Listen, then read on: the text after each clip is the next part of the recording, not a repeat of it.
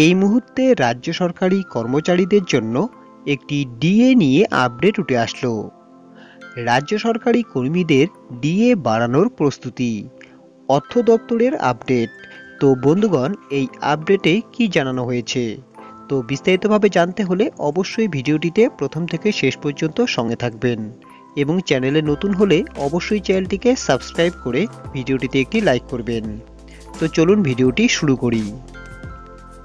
রাজ্যে অক্টোবর মাস চলছে এবং নতুন বছরের আগেই 2024 থেকে 25 অর্থবর্ষের বাজেটের প্রস্তুতি শুরু করে দিয়েছে পশ্চিমবঙ্গ সরকার।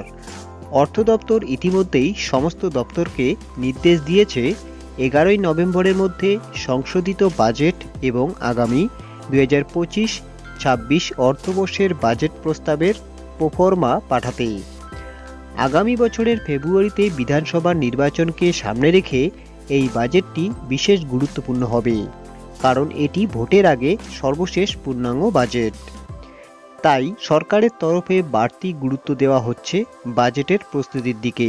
গত বছর সরকারি কর্মীদের জন্য মহার্ঘ ভাতা বাড়ানো হয়েছিল এবং এবছরও একই আশা নিয়ে বসে আছেন তারা। সরকারের তরফে গত বছর বাজেট পেশের সময় অর্থ প্রতিমন্ত্রী চন্দ্রিমা ভট্টাচার্যের কাছে মুখ্যমন্ত্রী মমতা বন্দ্যোপাধ্যায়ের মাধ্যমে ডিএ বাড়ানোর চিঠি পাঠানো হয়েছিল। গত বাজেটে 3% ডিএ বেড়েছিল। এরপর আরও 2 দফায় বৃদ্ধি পেয়েছিল মহার্ঘ ভাতা।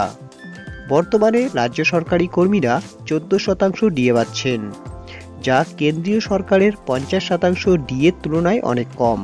তবে সরকারি কর্মীরা এই ডিএ সন্তুষ্ট নয়। তারা দীর্ঘদিন ধরে কেন্দ্রীয় হারে মহার্ঘ ভাতার দাবি জানাচ্ছেন। বর্তমানে সুপ্রিম কোর্টে রাজ্য সরকারি কর্মীদের ডিএ মামলাটি ঝুলে রয়েছে।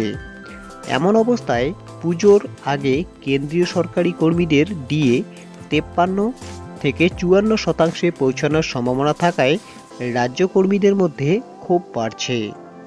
রাজ্য সরকারের তরফে কী পদক্ষেপ নেওয়া হবে সেদিকে সকলের নজর।